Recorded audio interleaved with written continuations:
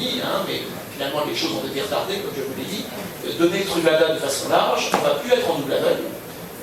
Comment les gens vont-ils se comporter? Quel est le comportement qu'ils vont adopter dans les pratiques sexuelles à partir du moment où ils vont savoir qu'ils utilisent le Truvada? Toutes ces questions-là n'ont pas de réponse aujourd'hui. Donc je pense que dans le domaine de la prévention, et c'est l'intérêt d'un essai comme Hypergay, c'est de mettre l'accent sur la prévention du VIH et des autres IST en général, et de se dire, eh bien, je crois qu'on en est plutôt aujourd'hui au début de la recherche dans ce domaine, plutôt qu'à la mise en place immédiate. Donc je crois qu'il faut y aller prudemment, sans dénigrer des outils qui pourraient être utiles, mais en les évaluant correctement. Je vais passer la parole à quelqu'un qui l'attend depuis longtemps.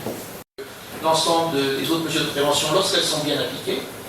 Donc on a une preuve scientifique indiscutable, et on a besoin d'avoir des données extrêmement solides sur le plan scientifique, parce que l'enjeu est trop sérieux pour qu'on puisse se permettre d'avoir des approximations et de se baser sur finalement des résultats qui sont plus ou moins valides. Je crois qu'on a besoin d'avoir des certitudes. Comme ça a été dit tout à l'heure, le fait d'avoir un placebo fait que les participants ne savent pas s'ils reçoivent le médicament ou pas. Ce qui fait qu'il est plus facile de leur dire de prendre des mesures de précaution finalement de la même façon dans les deux bras de l'essai, puisque ni le médecin ni le participant ne sait qui reçoit quoi. Hein. Et ça, on sait que dans les études, c'est la meilleure façon de faire en sorte que les groupes restent comparables, qu'il n'y ait pas de biais dans l'interprétation des résultats. Et imaginez par exemple que l'étude se fasse avec des patients qui ne reçoivent rien, que l'accompagnement que j'ai décrit tout à l'heure, qui est quand même déjà pas rien, mais qui est déjà beaucoup par rapport à ce qui se fait aujourd'hui. Et puis dans l'autre bras, ils reçoivent le Truvada en sachant qu'ils le reçoivent.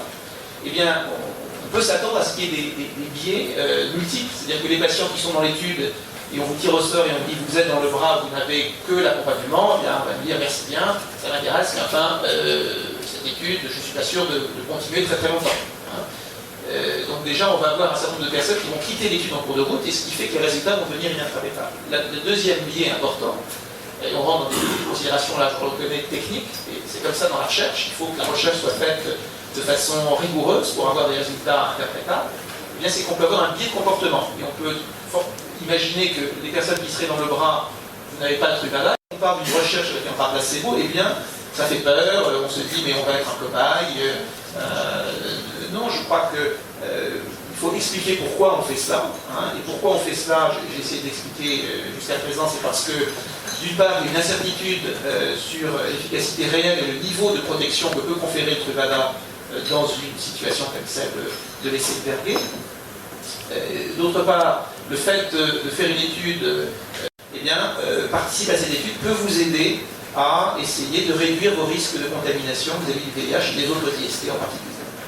Après, sur les questions posées de M. Binoufet sur la communication, c'est extrêmement difficile la communication. D'abord, comme on l'a dit, il y a souvent des certifications à l'extrême qui sont faites. Je peux prendre quelques exemples en dehors de l'étude, pas besoin de parler tout le temps de cette étude. Hein.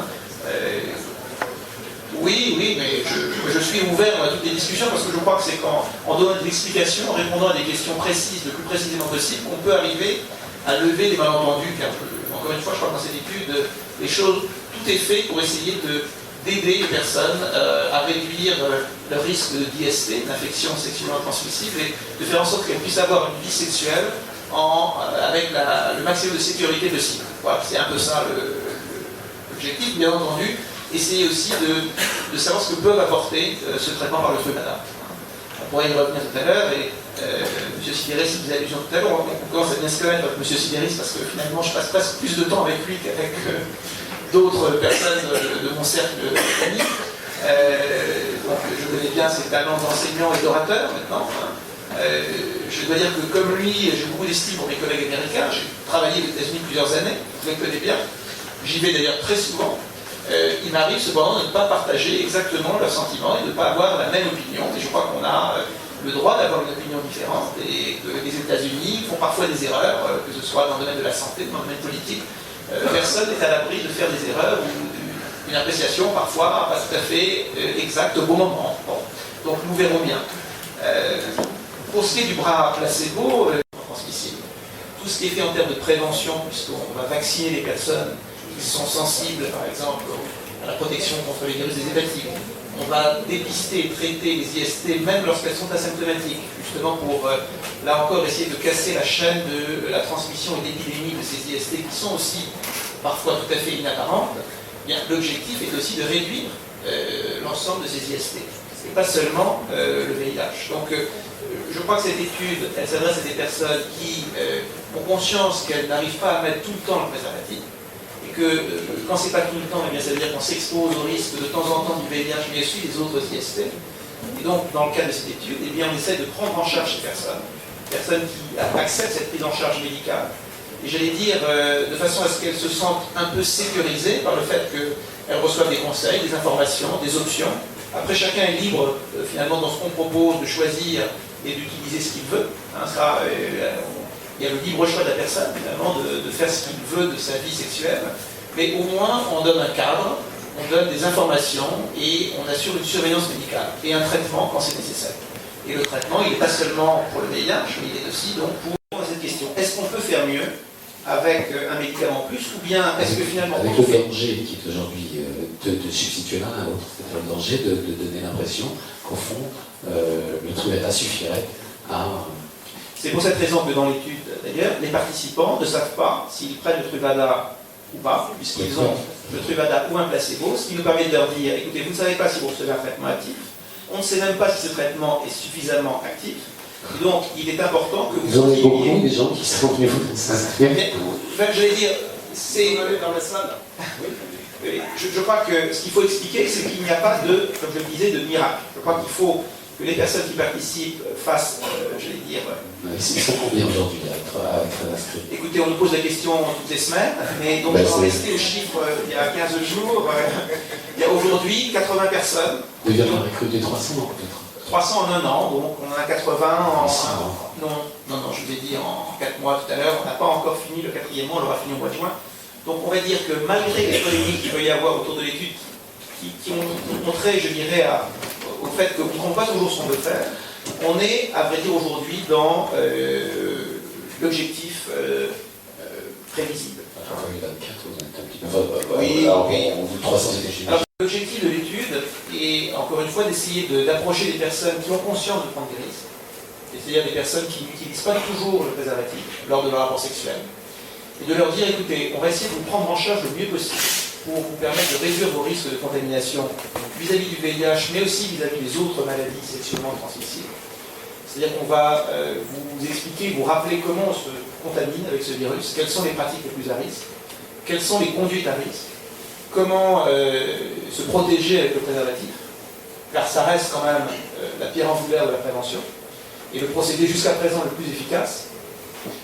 Comment également réduire ces risques en traitant et en dépistant vos autres infections sexuellement transmissibles, dont on sait qu'elles favorisent la contamination par le VIH.